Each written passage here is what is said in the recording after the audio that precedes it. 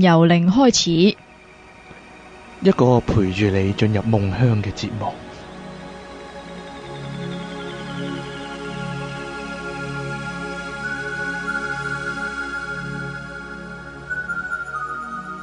歡迎返嚟 PodUp.com 嘅由零開始啊！呢集呢係我哋嘅特別篇啊，第三個嘅特別篇啊。咁今日呢，我哋有呢個嘉賓啊，除咗出體經同埋即其離岸神之外呢，仲有我哋嘅好朋友啊，阿 Eddie。喂 ，Hello， 大家好啊！我又嚟搞事啦。唔係嚟搞事。咁啊，點解會有呢個特別篇呢？我哋呢一個特別篇呢，叫做咩題目啊？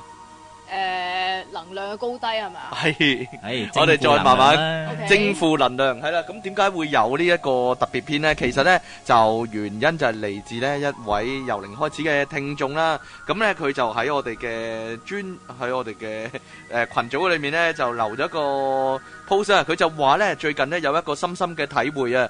佢感受到呢靈魂嘅能量高低啊。因為而家呢，正處於能量低嘅境況啊。反思呢，前排嘅能量呢嘅靈魂能量呢係相對好高嘅，好平安啦，好平靜啦，亦可以呢盡情去體會靈魂四周圍嘅狀況啊！想問下大家有冇覺察到呢自己嘅靈魂能量呢？有啲乜嘢方法可以提升呢個能量翻嚟呢？有乜嘢係會令你嘅靈魂能量流失啊，或者消耗呢？出體經驗啊，係咪反而會提升能量呢？因為有出體經驗嘅嗰段期間呢，只需要瞓好少啊，但係個人呢就好精神喎。咁然之後其實下邊呢仲有一個叫做所謂能量高低嘅表啊，咁就另一個聽眾呢就擺出嚟啦，咁就希望參考下咁樣啦。咁其實呢呢個表呢我哋首先講講呢嗰個靈魂能量嘅高低嘅問題啦。其實大家有乜睇法呢？你覺得點樣為之靈魂能量高一啲呢？點樣為之能量高低一啲呢？嗱，其實呢，我睇呢個表嗰陣時，初頭我就覺得，好似好有參考價值喎。點解呢？就因為佢有啲數目字啊嘛，即係負幾多，即係譬如佢最低嘅負能量就係佢寫住羞愧啦吓，咁啊負20咁樣嘅，最低噶啦。咁但係你有羞愧嘅情況嘅時候，你會覺唔覺得自己好低呢？唔覺咯。但係你有冇羞愧嘅情況先？首先個問題係，咁你咩情緒都會有噶啦，要有羞恥之心先得噶。咁你咩情緒都會有噶啦，但係跟住其實我有個疑問就係，其實呢啲咁唔係物質嘅嘢，點解可以有個數值可以度到嘅咧？點解咁容易可以量度得到啊？係啊。不過呢個咧，我哋稍後再探討呢個，因為據講咧有個不為人知嘅方法咧，去得出呢個數字嘅。咁阿 Eddie 好似知道呢方面嘅資料，不過咧，不如首先問問啦。嗱，Eddie 你作為一個即係都有研究開能量嘅人啦，我好中意玩能量嘅。係啦，咁其實好多人叫阿 Eddie 做師傅嘅，係因為係啦。咁首先不如你分享下咩嘢叫做靈魂能量高一啲，咩叫靈魂能量低一啲啊？嗱，所謂即係而家啲人講緊嘅靈魂能量咧，我睇最主要都係講緊一個好大嘅情緒啊。係講緊情緒。情緒會比較多啲嘅，因為情緒就會容易影響到我哋喺日常生活嘅各樣嘢，係令到我哋會有好多唔同嘅體會啊。即係如果用香港人嘅講法，因為香港人比較貧乏一啲喺呢方面，就係最簡單就係開心。唔開心，有啲人咧會覺得自己咧好開心嗰段時間咧，我唔知點解會好開心啦。可能咧佢就會覺得自己個能量好高啦。咁或者叫做正能量啦，呢啲叫稱佢為正能量好充足啦。係啦，有啲人咧就有段時間咧就好低落嘅情緒，咁就稱呼咧呢個你叫負能量啦。又或者咧，如果有啲人咧成日都係嫌三嫌四啊，又發晒脾氣啊，又好唔高興啊，就話咧，喂，你唔好喺度散播負能量喎。咁樣其實呢個講法係咪真係正確咧？喂，仲要話咁，唔好用啲負能量嚟影響咗我。咪就係咯，即係唔好俾我睇到你啲負能量，類似咁樣。即係好多呢類咁嘅說話，我哋經常聽到嘅。係咯，即係甚至乎有啲人會覺得，行埋一個比較負能量嗰人咧，其實佢原本開心都變為唔開心。係啦，咁其實係咪真係咁樣分嘅咧？咁如果齋咁樣聽咧，大家好理性咁諗。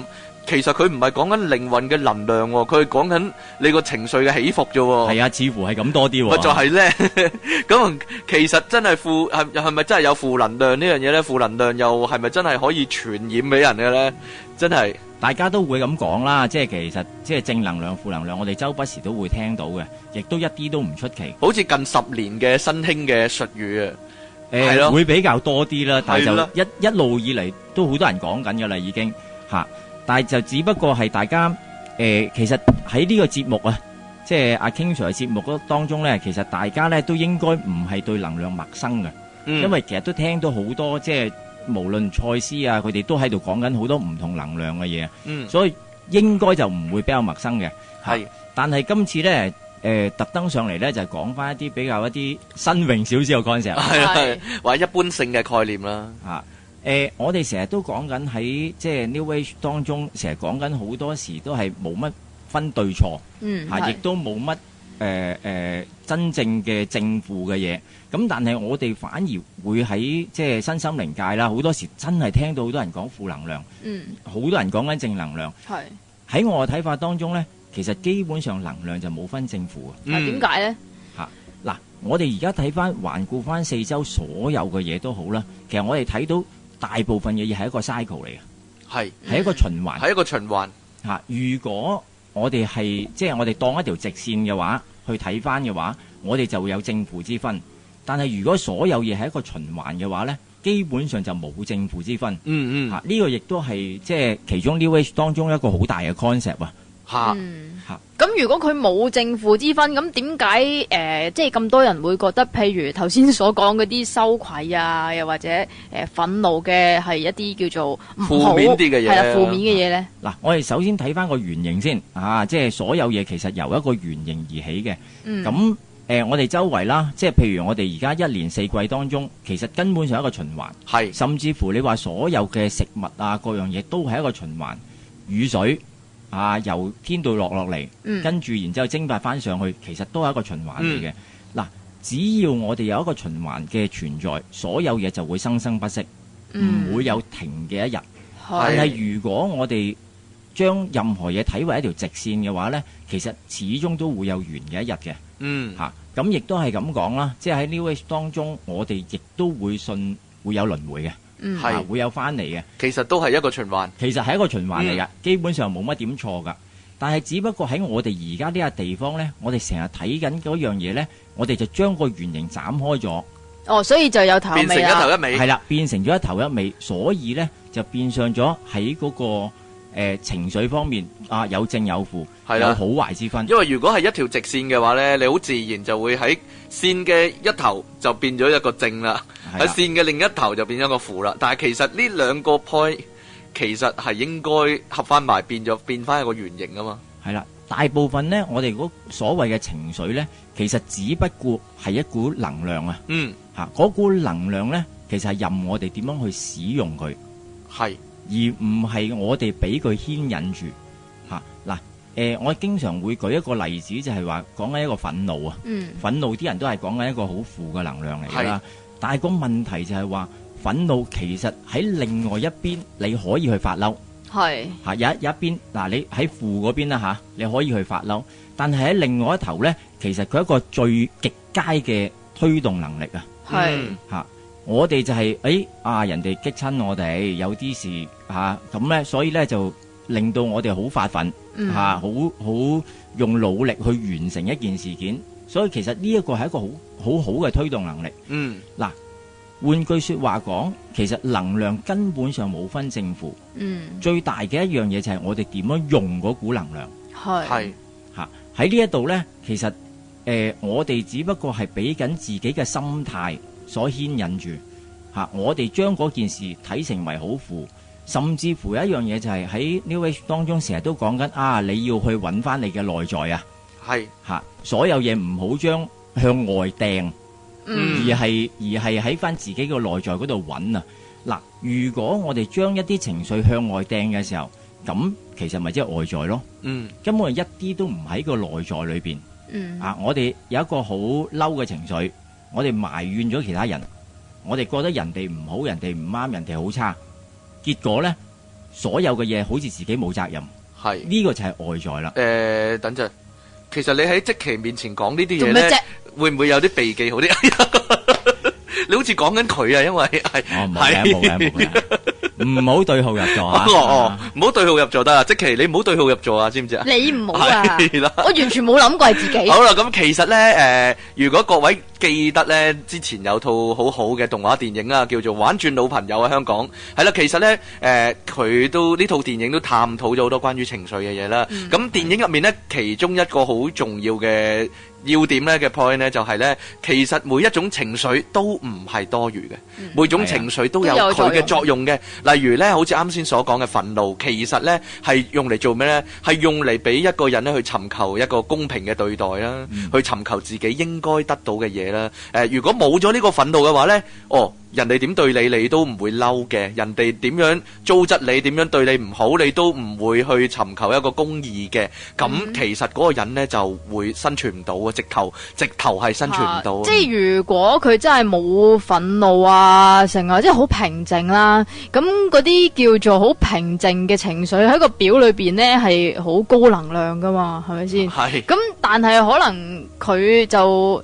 即係咪會失去咗啲嘢咧？係啦，咁當然啦，我哋講緊呢個 New Age 入面嘅概念咧，最後咧就係你去點樣運用你嘅情緒能量啊，而唔係咧你去俾呢個情緒咧牽着鼻子走啊。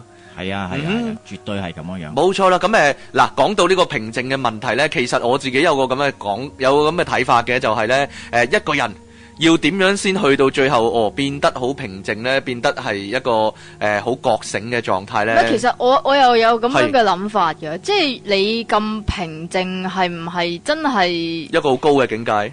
係啦，即係你因為你對所有嘢都好似冇乜感覺咁啊。嗱，呢個就係一個問題，就係係好緊要。呢個就係一個好緊要嘅問題，係咪啊？就係一個人。你要點樣呢？你要經歷過呢啲所有嘅喜怒哀樂。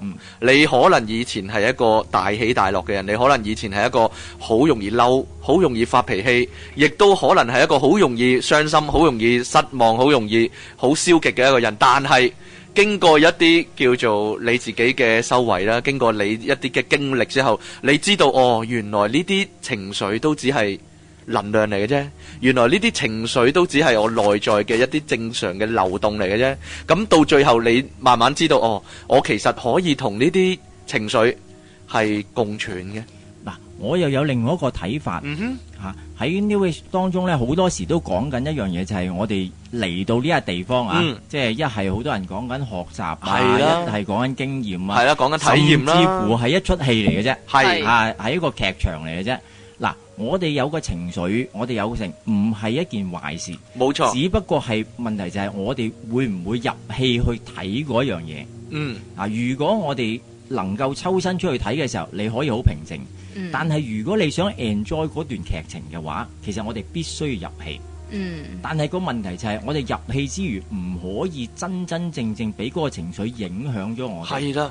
嗱，我好中意唐望一句說話嘅，控制下啲愚行啊嘛。係啊，呢個真係正到嘔啊！真係。基本上咧，唐望嘅講法咧，其實唔係咁易做得到嘅，唔係咁易做。但係你哋可以嘗試，你嘗試過之後，你發現咦，原來有呢種方式嘅。如果用奧修嘅講法就係觀照啦，就係觀照啦。但係唐望，我覺得再高一啲嘅，因為佢咧講俾我哋聽咧，原來一個人咧可以係有兩個分身嘅，即係一方面。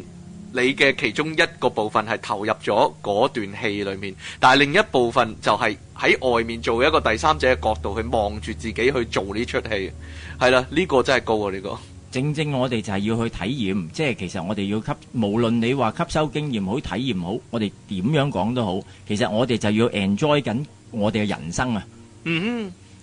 係啦，咁嗱，不如我哋講講呢嗰個所謂嘅列表先啦。係啦，我哋講講嗰個所謂嘅列表先啦，即其唔該。你係咪你個機大一啲啊？我機咯。係啊，你個機大一啲。啊，唔係，我都可以放大喎。係啦，咁佢話咧人嘅能量層級啊，有好多種啊。最低嗰個咧就係-20啊，就係呢個羞愧啊。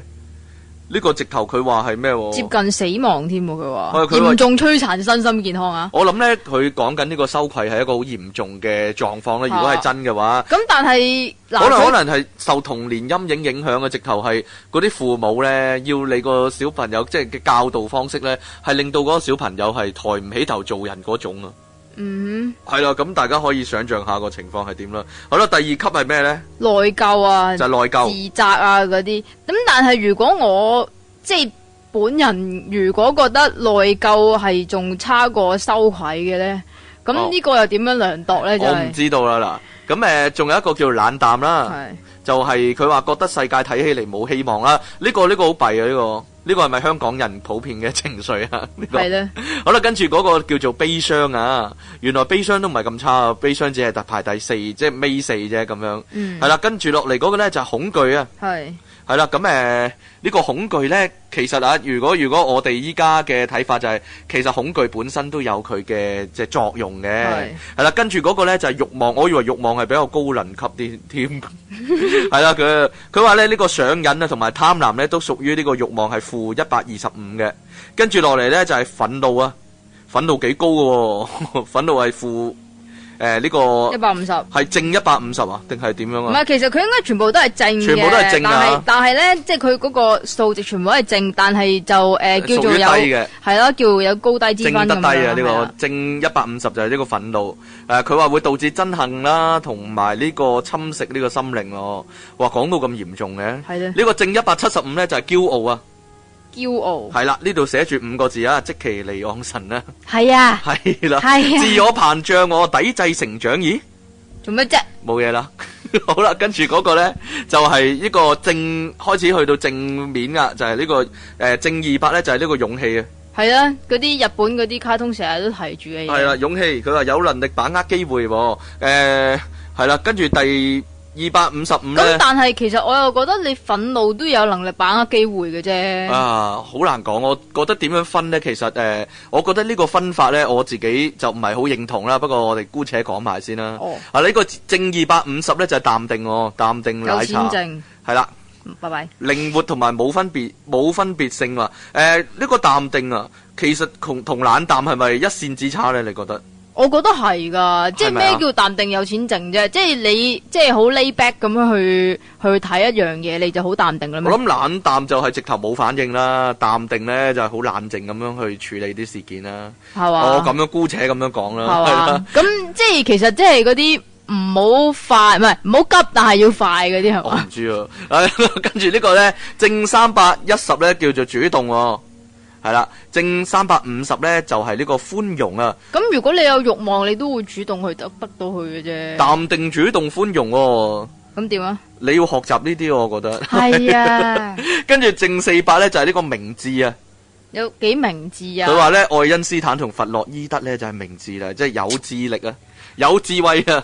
好啦，跟住呢個呢，正500呢，就已經係好高嘅層級噶啦。呢個叫無條件的愛啦，同埋永久性嘅愛。係啦，佢話聚焦喺呢個生活嘅美好啊。咁仲有最上就係喜悅和平，同埋最高就一定係開悟。喜悅平和同埋開悟啦。佢話呢，開悟呢就係最高啦，就係呢個呢合一啦無我嘅境界呢，就係呢個開悟。但係我覺得真係700至1000就係呢個開悟。我覺得真係好唔公平咯。即係佢有啲就有一個 description 啦，即係例如話你勇氣就係有能力把握機會啊，但係你有啲明智嘅話咧，就係懟2個名出嚟。我諗好難俾到個描述俾你啊！好啦，咁其實大家可能都會有個懷疑啊！咦，佢呢啲嘢好似講得好似好有理論性咁樣，好似好科學咁。係啊，即係有數字就係科學。有啲負面，佢只係列出一啲負面嘅情緒，跟住俾個分佢，跟住又列出一啲咧所謂正面嘅一啲條件，跟住又俾個分佢。其實呢啲分係點嚟嘅咧？嗱，我哋睇呢個分點嚟之前，都想講一講啊！好啊，嚇頭先阿積奇一開始講嘅時候就講羞愧啊嘛。嗯，其實我哋發覺到一樣嘢就係嗱，羞愧係一股情緒，OK，無可置疑啦。但係個問題就係同一件事發生，係有人會覺得羞愧，有人會唔覺得羞愧，有人會覺得 high 添。即係其實例如就係其實依家香港發生嘅事情啦，即係有啲人就好大條道理嘅，冇錯。有啲人就覺得你咁樣做真係好錯咯。係啦，咁亦都有啲人會覺得，咦喺電視上面講呢啲大條道理嘅人，如果我要講呢啲嘢，我就好羞愧啦，講唔出㗎喎，我就好羞愧啦，絕對講唔出。點解你講嘅時候，你講得咁驕傲，你講得咁咩嘅，咁主動嘅咧？嗱，即係講緊一樣嘢，就算相同嘅事發生，可以形成相同嘅情緒都好，未必係每一個人都係咁樣樣嘅。嚇，所以如果我哋講緊一樣嘢，就係嗰紮情緒點樣嚟呢？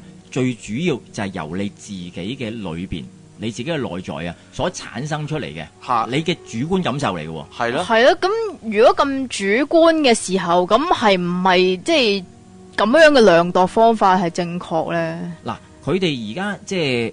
大部分做呢一類咁嘅數字出嚟呢，其實佢哋用咗個方法 muscle test 啊，肌肉測試，肌力測試，肌力測試係啦。咁呢就用 muscle test 去 check 啦。嗱，最常見嘅 muscle test 就係 O 環啊，即係兩隻手指O 環去做一個 muscle test 嘅。我講解一下啦，可以，因為好多聽眾唔知兩隻手指呢，即係你食指同拇指。圈住咗，用盡全力去圈住。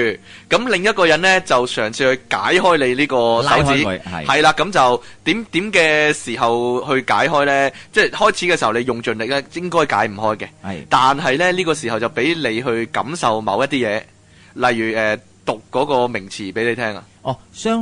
通常佢哋會做多一樣嘢先嘅，做咗個 standard，即係個標準先嘅。咁你每個人隻手指都會有唔同力噶嘛，咁所以咧佢哋就會首先會測咗你隻手指有幾大力先，咁然之後咧佢就會嘗試拉開你，去到拉開與拉唔開之間，咁就知道負責做個 O 環嗰個人應該用幾大力去撳住你嘅手指，負責拉開嗰個人應該要用幾大力去拉開。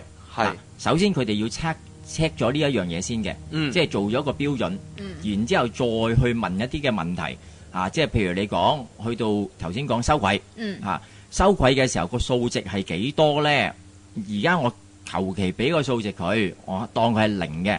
如果佢拉開得到嘅話，即係代表肌肉弱，肌肉弱嘅時候呢，即係 negative 嘅個 result。如果佢拉唔開就強，就 positive 嘅。好啦，當佢出咗個 negative 嘅 result 嘅時候呢，佢就再嘗試向下褪，即係譬如你話頭先0嘅，而家我試下-100，再拉-200，再拉，咁然之後佢出咗個數值出嚟，去到邊一度佢拉唔開，佢仍然拉得到，係啦，去到邊個位就拉唔到啦，拉唔開嚇，咁佢因為 negative 即係拉得開嘛，咁佢去到邊個位拉唔開，佢就定咗個數值喺度。咁然之後，佢哋可能再會揾第二啲人去試啦嚇，咁不停重複做呢個測試咁。其實係點呢？其實佢係問佢一啲問題，定還是嗱？你依家想像一個你覺得最羞愧嘅場面，然之後兩樣嘢都得，兩樣嘢都有嘅，係咪？兩樣都得嘅嚇。咁佢可能就咁問又得，或者係叫佢想像都得嘅嚇。但係喺 muscle test 嚟講呢，其實本身有兩個人都係主觀性嘅。佢用咗幾大力，拉開佢，其實都係主觀性嘅。雖然如果大家好誠實嘅話，咁其實係好容易可以即係 check 到一個好準嘅答案。但係都仲會有一樣嘢就係話，其實肌肉會疲勞啊。你拉得多嘅時候，你會攰噶嘛？所以會唔會一路都咁準到尾呢？而且每個人每一日可能個狀態都有啲唔同啦。其實每一個人拉嘅人好，被拉嘅人好，其實都會有分別嘅。所以其實你話係咪去到一個好準確嘅數字呢？其實就唔係嘅。係啦，呢個始終都係一個好主觀嘅。嗱，此其一啦，同埋咧呢一個表呢，我唔記得係一個心理學嘅專家寫啊，定還是係呢個 New Age 嘅人寫噶啦。咁但係呢。呢個表咧睇起嚟咧本身就有一個問題啊，就係咧佢係即係一條直線啊，即係二元理論嗰墮入咗個二元理論嗰度啦，係去翻二元，係啦，即係一邊係負嘅，一邊咧就係正嘅，類似係咁樣啦。但係其實會唔會係呢條線嘅隔離又有另一啲嘢咧？喺呢條線嘅左邊同右邊仲有冇第二啲嘢咧？咁始終墮入咗呢個二元性嘅話咧，基本上咧我哋就覺得已經有啲流地啦，係啦。喺 New Age 個 concept 當中會流地啦，係啦，起碼啦，實際上我哋不嬲都講緊唔係呢一樣嘢，係咯，即係唔係一個二元性嘅東西嚟啊嘛。但係個問題就係喺呢一類嘅書籍咧，好多時你都會喺 New Age 書架裏邊揾到，所以好多人就會有個錯覺，佢會覺得佢哋講嘅嘢係啱，同埋一有數值啊，一有好多啲名銜咩博士話俾你知咧，嗰樣嘢就係啱噶啦，嗰樣嘢就好準噶啦，就好科學啦。因為有陣時好多人會睇咗好多嘅實驗，佢以為做實驗一定係好準嘅嘢啦，但係實驗都會有好多主觀嘅實驗。係咯，同埋唔多唔少咧，呢個都係某種嘅簡化啦，即係易入口嘅一種簡化啦。其實咧，我見過呢類嘅表咧，有一種係更加簡化嘅，簡化到得兩邊嘅啫，恐懼同愛。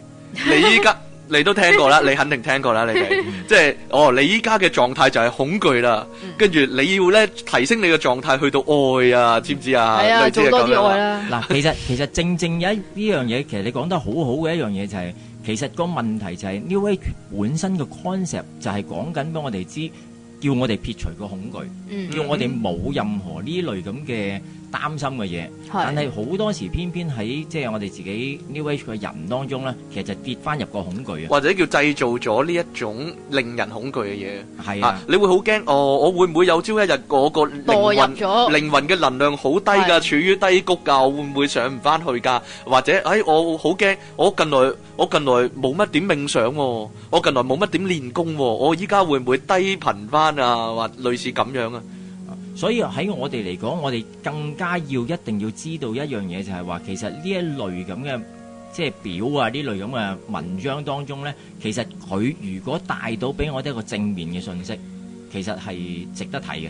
但係如果佢令到我哋越嚟越差嘅時候，亦都係好驚，即係越嚟越有疑惑嘅時候，係咪啊？疑惑啦，同埋我好驚有負能量喺我身邊啊嘛。基本上咁樣嚟講呢，呢啲文章唔睇也罷啦。好啦，咁我哋休息一下先啦，翻嚟繼續同大家講下咧呢個能量嘅奧秘啊，係咪？好嘅，喺度阻咗大家少少時間啦，用嚟宣傳我自己嘅課程啊。我係出體傾啊，咁我一直咧都有開呢個靈魂出體嘅課程啊，每個月咧都會開一班啊，咁出體課程呢就係4堂嘅。咁另外呢，今年呢我就有一個新嘅課程啊，就係呢個意識焦點工具及探索課程啊。咁呢個呢可以話係靈魂出體課程嘅叫做進階班啊。不過呢個上課嘅方式呢就會特別啲啊，就係用呢個門羅嘅雙腦同步技術呢，令到大家呢進入唔同嘅意識狀態啊。咁如果各位有興趣參加我嘅課程嘅話呢，咁就歡迎留意呢個 Facebook 由零開始嘅版面，又或者呢我嘅靈魂出竅指南嘅網頁呢都會有詳細嘅資料嘅。就係咁多啦，多謝各位啊，繼續聽呢個由零開始啦。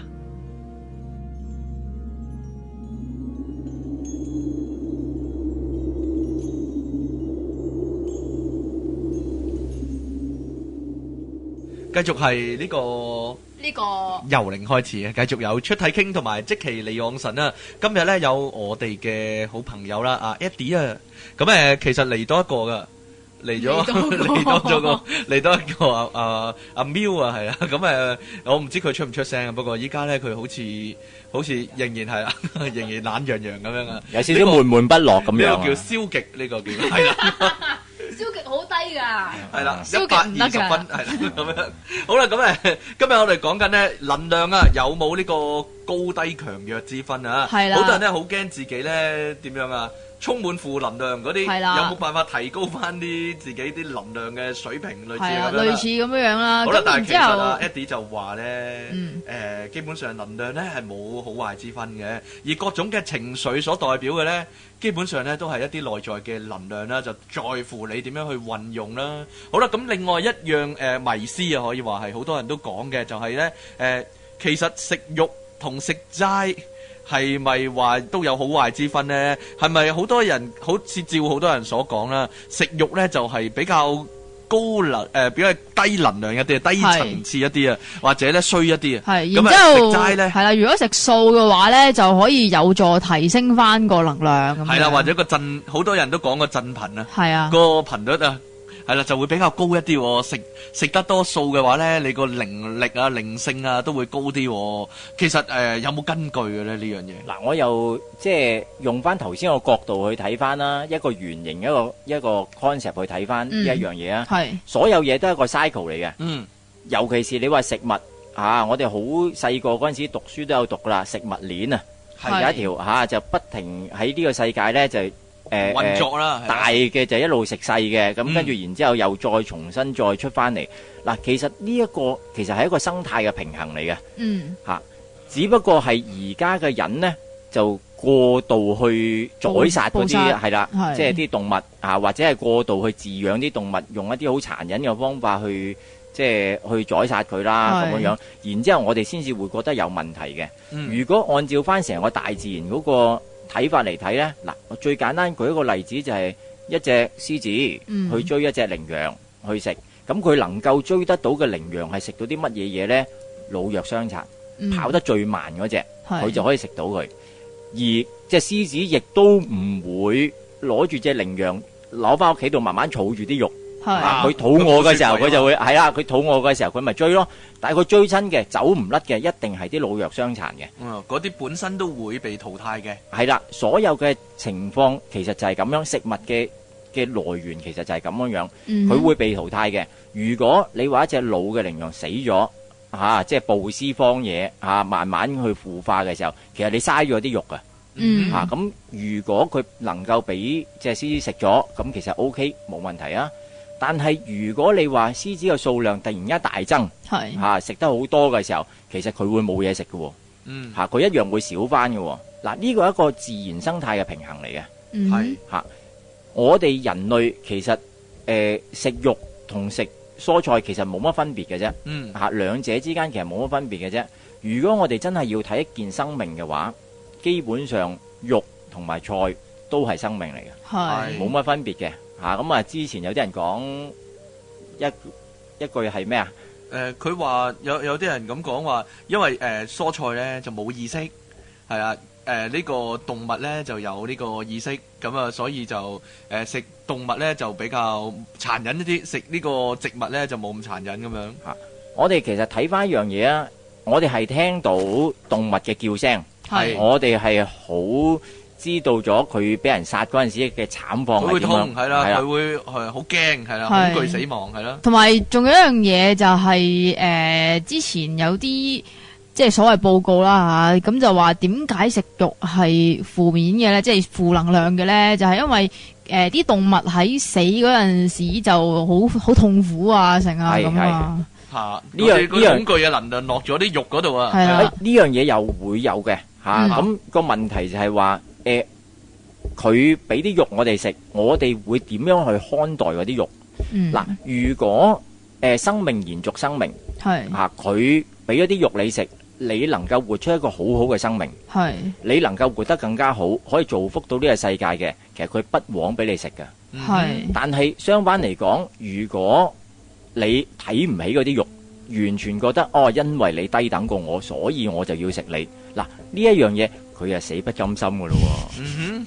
即係如果喺肉同埋蔬菜嚟講，其實兩者之間都有生命嘅。喺好多嘅實驗試過呢，喺一啲植物嗰度，如果將一啲火擺近一啲植物嗰度，其實佢一樣會有一個情緒，一樣會有一個恐懼產生。佢好驚會燒到佢。嗱，呢啲已經係即係好多10年前已經做過嘅嘢。當然啦，我記得嗰啲實驗嘅，因為當然我哋唔知道嗰種情況係咪真係叫驚啦。只不過呢個植物呢，如果感受到自己將會受傷害嘅時候呢，佢會有一啲特殊嘅反應啊。呢啲都記錄喺呢個例如個電量啦，或者個生命反應嗰度啦。咁佢彷彿咧就好似，佢知道自己會死，佢知道自己會受傷啊，會受損，於是乎佢就有呢個反應。咁我哋姑且話原來植物都會感知到自己呢係有危險嘅，或者佢會驚嘅，類似咁樣啦。嗱，所以我哋成日都講嘅一樣嘢，同能量本身嘅 concept 都好類近嘅。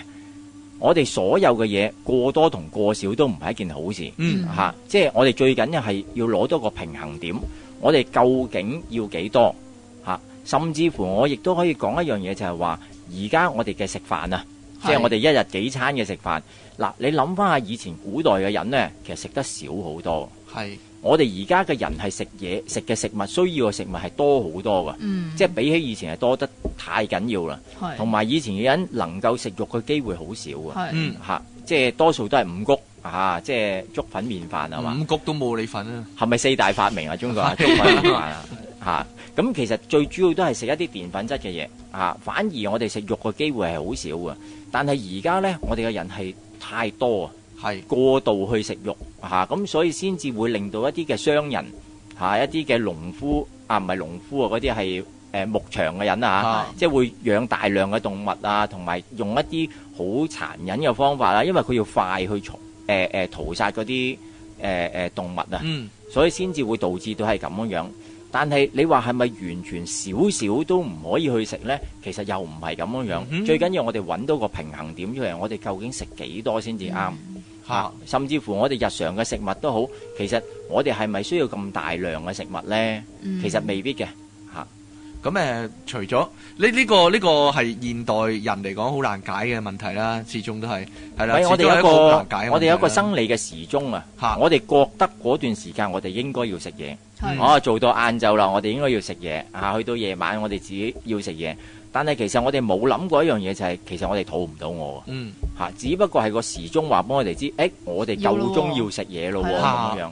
咁除咗呢個問題之外，仲有人口爆炸嘅問題啦，即係好多好難解決嘅問題啦。只不過咧，呢個都係即係一個觀念啦，都係一個觀念啦。係咪真係話食肉就比較低層次啲咧？食素就比較高層次啲，或者靈性會高啲咧？呢個就我自己個人覺得啦，自己嘅選擇啦，自己嘅選擇其實唔係話啱定錯嘅問題嚟嘅。我覺得平衡最緊要好啦，咁嗱，其實除咗講呢方面之外咧，我哋仲想講下咧呢個能量嘅正負嘅問題啊。其實咧，我哋最容易接觸到嘅能量啦，呢個光能啦，其實咧就係一個好好嘅例子去講咧呢個能量咧，其實點樣為之正，點樣為之負咧實際上咧，喺科學上嚟講咧，如果好科學咁講咧，係冇正能量或者負能量之分嘅。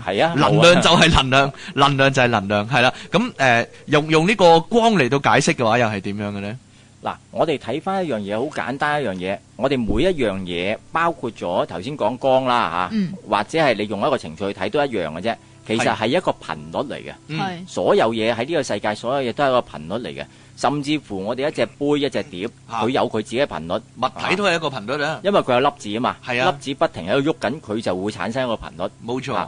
咁而家我哋能夠睇見到嘅嘢望見到所有嘅嘢，其實唔係我哋隻眼望見啊，我哋其實係隻眼望到一啲物件反射咗啲光落我哋隻眼度，再由翻啲神經系統走落去個腦嗰度。個腦話俾你知，你睇到啲乜嘢？冇錯啦。實際上唔係你隻眼睇到嘅。冇錯啦，所有嘅感知呢，其實都喺你嘅頭腦裏面啦，喺你嘅內在啊。好啦，喺嗰個頻率當中，其實我哋睇到嘅嘢只係叫做可見光。唔係一個好闊嘅光。如果佢個頻率個波長比較短少少嘅，即係比較密啲嘅時候呢，其實個能量會高啲。嗰啲係紫外線。我哋就睇唔到啦。紫外線其實太陽已經有啦，即係譬如我哋夏天嗰陣時去游水，好容易俾啲紫外線曬傷咗咁樣，其實已經係一啲紫外線，但係我哋睇唔到嘅。但係佢係存在嘅。佢係存在嘅。係啦。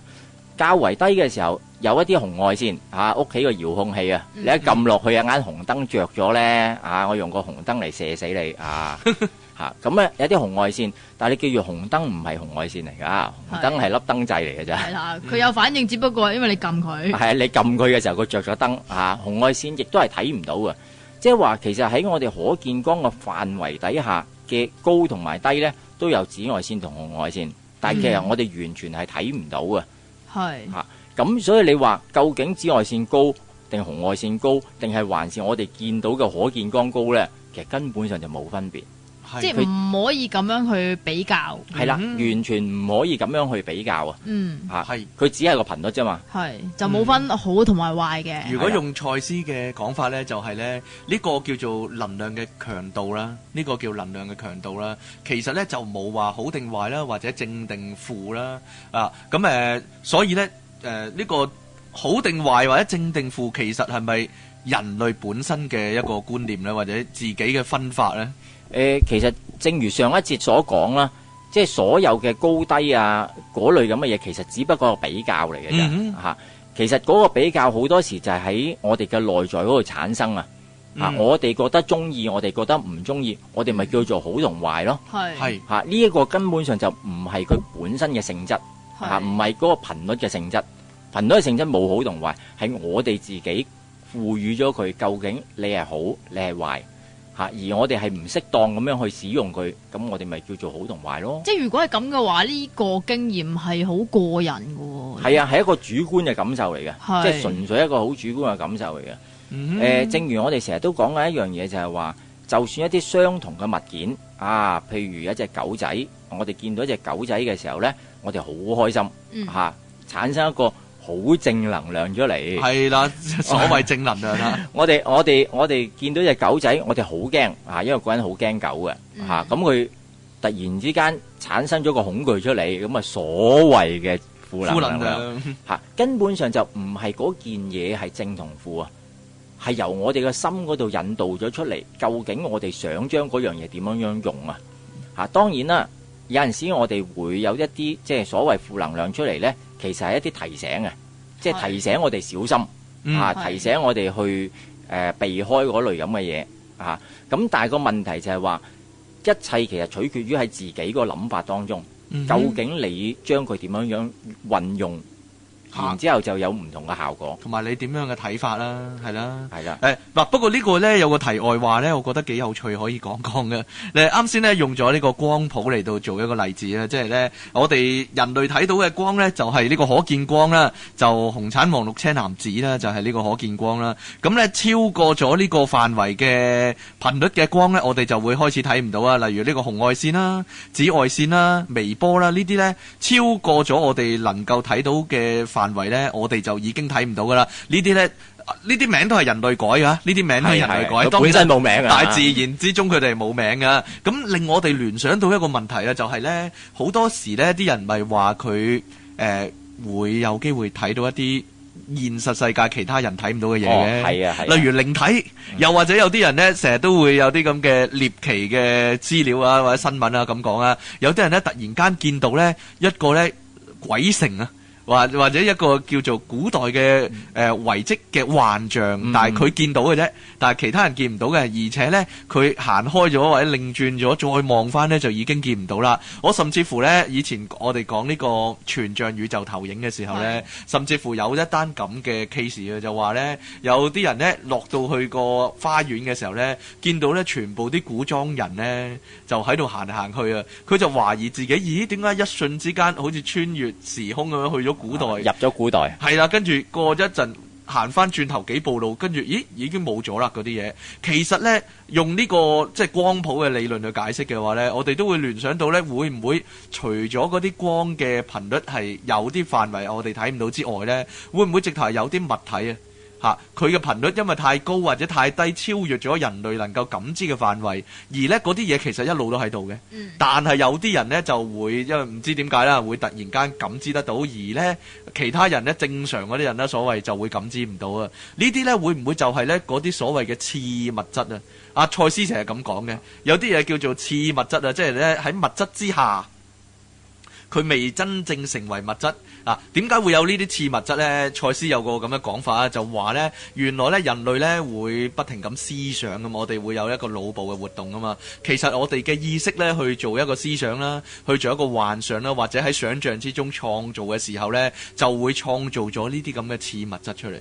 當呢啲次物質，例如說你成日都諗，喂，你想有好多錢喎，其實呢個咁嘅事件呢，就已經變成咗一個次物質啊。但係呢，要幾時佢先至會浮現變成一個真正出現喺我哋嘅世界嘅事件呢？可能呢，就要等佢嘅能量夠強啊，咁我哋先會全部人都感知到，而呢個呢，就變成一個所謂官方嘅事件啦。但係當然啦，因為我哋嘅思想嘅能量唔係成日都咁強啊嘛，好多我哋幻想中嘅嘢呢，或者嗰啲影像呢，就只係停留喺嗰個次物質嘅階段，永遠都唔會成真啦，就係咁啦。咁所以呢，都有個講法就話咧，要創造一樣嘢，或者要創造一個你想要嘅事件咧，用一個影像嘅方式去創造咧，或者個心像嘅方式去創造咧，會比較有效啲，係咪？呢個就係吸引力法則。係啦，佢點樣講嘅嘢？係啊，係啦，咁啊，阿 Eddie 你好似對呢個觀賞好有研究喎，或者好內行喎。嗱，頭先我聽阿 King Sir 咁講咧，我就突然間諗起咗一樣嘢咧，就係即係我哋成日都講啊，即係能量嘅聚合啊。係。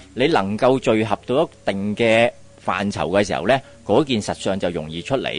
咁亦都講翻，即係頭先我哋可見光個範疇咧。嗱，其實能量本身係一團氣體嘅東西啊，即係類似氣體咁嘅嘢啦，係啦。即係我記得之前有一集都好似講過點樣去睇啊嘛。係啊，點樣去睇觀察呢個能量啊嘛。其實能量係睇到嘅，即係喺我嚟講好具體睇得到添，即係好清楚去睇得到啫。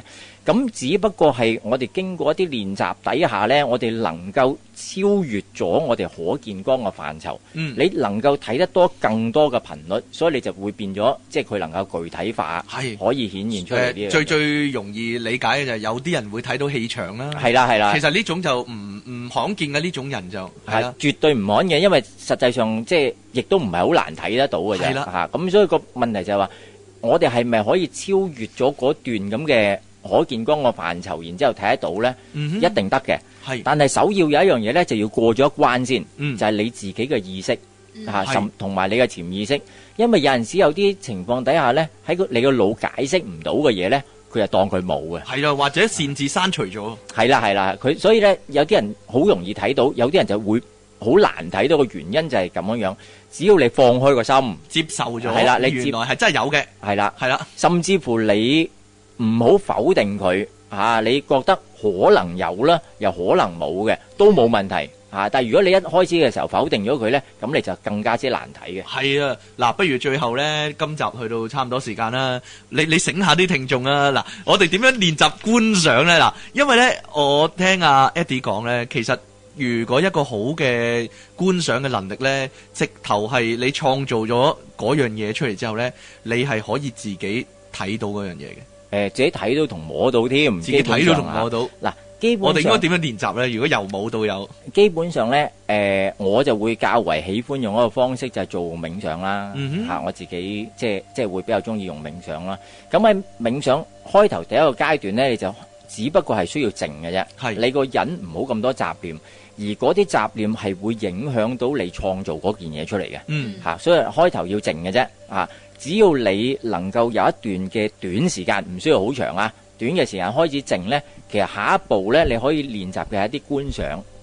嚇，觀想呢，其實我嘅形容就係話，所有嘅觀想呢，都從幻想開始。係嚇，幻想同觀想嘅分別其實好簡單嘅啫。幻想就係你諗緊一樣嘢，嗰樣嘢未必會真正成形得到嘅。係嚇。觀想就係你諗緊嗰樣嘢嘅時候，嗰樣嘢已經開始成形得到，呢個叫觀想。嚇，咁正如我哋成日都，即係我自己成日都會玩嘅一啲能量球啊，嚇，即係譬如我哋投射一個能量球喺我哋前邊，咁我哋其實伸手去摸咧都可以摸到嘅。你當然你睇亦都可以睇得到嘅。嚇，咁呢個首要最緊要就係個心夠靜。係嚇，然之後你自己不斷嘗試下去觀想有一個波喺你嘅前邊，呢個就要凝聚個注意力啦。係啦，嗱，所以我頭先講嘅一樣嘢，能量嘅凝聚啊，係嚇，其實你就只不過係將你嘅專注力去凝聚咗一嚿能量喺度，你無論睇或者摸都可以摸得翻睇得到嘅，咁就係成功啦，係一個好嘅觀想啦。OK，嗱，其實咧，如果真係做得多又做得成功嘅話咧，意思即係話咧，你係有意識地，或者有企圖地去創造呢啲咁嘅所謂次物質出嚟，係啦，然之後咧，先至有機會咧，真係所謂叫做心想事成啦，或者叫做有意識咁運用你嗰個叫做秘密啊，即係嗰個創造嘅能力啊，即係意念創造實相，即係所謂嗰個吸引力法則嘅時候，嗰樣嘢其實都係教你咁做嘅啫，即係不停，即係只不過可能具體化啲，你想要一間好靚嘅樓，你就不停喺度睇住嗰間樓啦，即係貼咗喺前邊，不停喺度望住佢。其實嗰一樣嘢都係不斷令到你嘅思想去信咗嗰樣嘢。你信咗嗰樣嘢，創造就容易。如果你唔信嘅話，創造就係好難。冇錯啦，好啦，咁嗱，我哋今集差唔多咯，時間係好快脆啊，係啦，我哋嗱。遲啲咧，可能咧，我哋仲有一啲關於能量啊，關於呢個靈氣啊嘅一啲話題咧，可能都會請阿 Eddie 上嚟同我哋講啊。如果有啲咩大家想知道啲咩問題嘅時候，亦都可以係啦，喺由零開始嘅 News Group 嗰度，係啦，喺由零開始嘅群組嗰度同我哋分享下啦。咁我哋咧可能都會出一啲叫做特備節目啊，同大家講下啦。講啲有趣啲嘅問題咧。係啦，咁我哋下次節目時間再見啦。拜拜。拜拜。